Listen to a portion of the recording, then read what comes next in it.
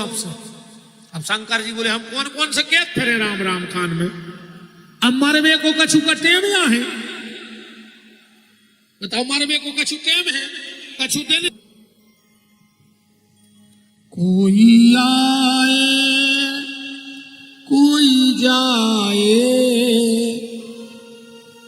ये तमाशा क्या है,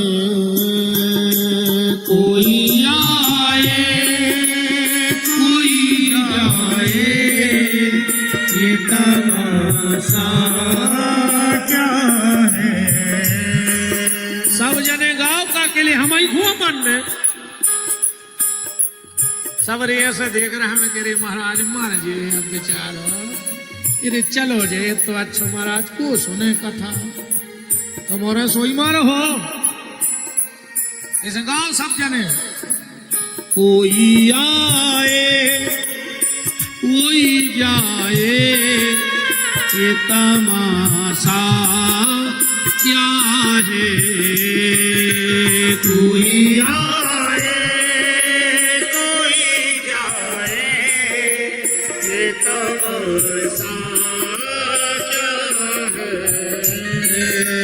समझ में कुछ नहीं आता ये दुनिया क्या है, समझ में कुछ नहीं आता कि ये दुनिया क्या है, समझ में कुछ नहीं आता ये दुनिया क्या है, समझ में कुछ नहीं आता ये दुनिया क्या है।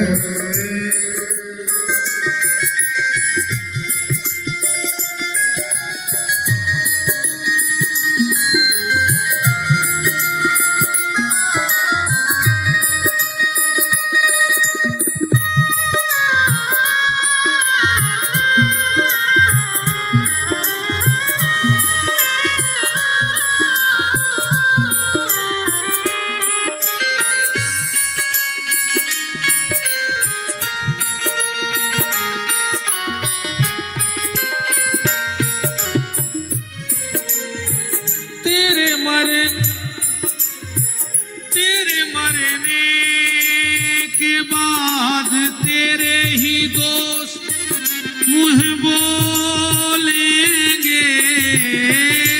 तेरे मरने के बाद तेरे ही दोस्त मुँह बोलेंगे,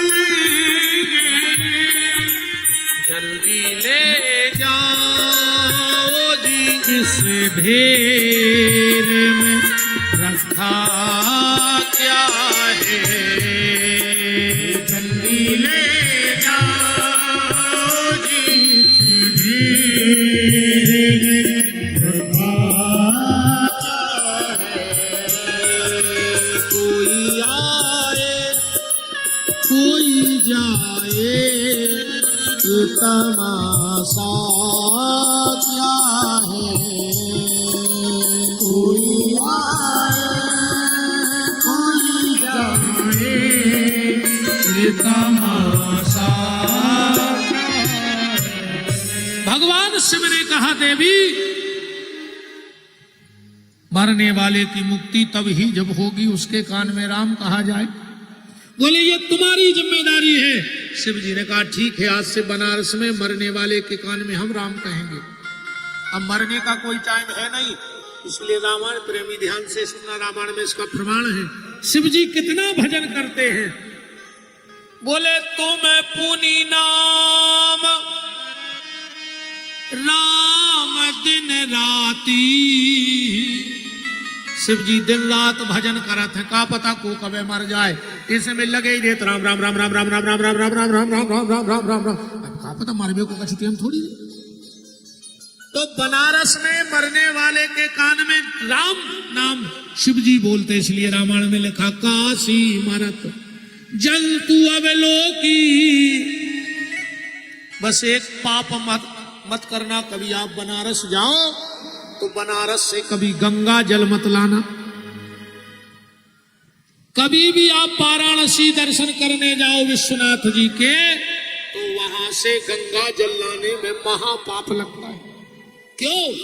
क्योंकि गंगा जल तुम जब घर लाओगे तो उस जल में छोटे छोटे जीव जंतु कीटाणु होते हैं, और अगर वो बनारस की सीमा से बाहर आ गए तो वो तुम्हें धिक्कारते हैं कि बताओ हम बनारस में मरते तो भगवान के धाम जाते, क्योंकि काशी मरत। रामायण पढ़ना।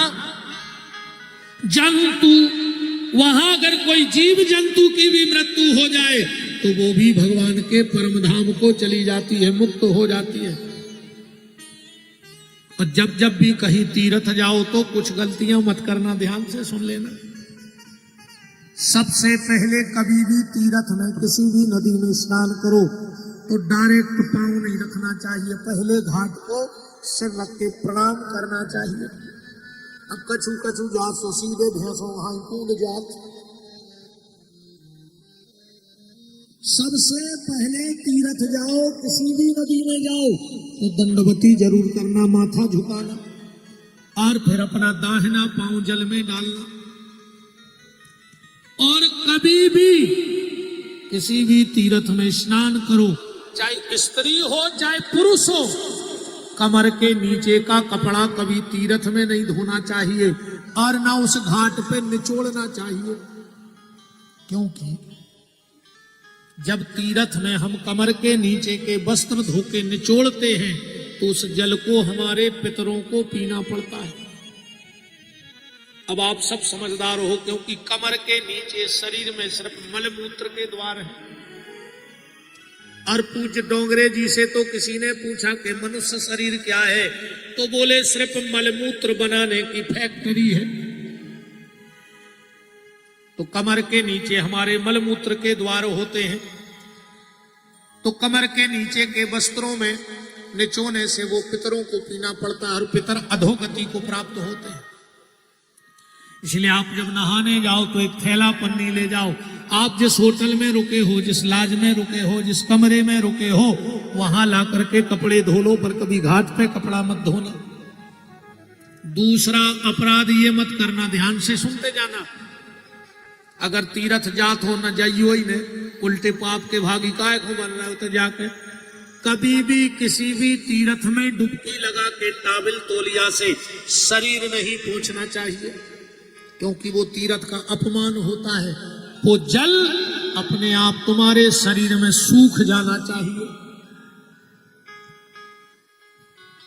और जब भी किसी तीर्थ में स्नान करो, ध्यान से सुन लेना, तो जिस तरफ से जल बह के आ रहा हो उसी तरफ मुंह करके स्नान करना चाहिए।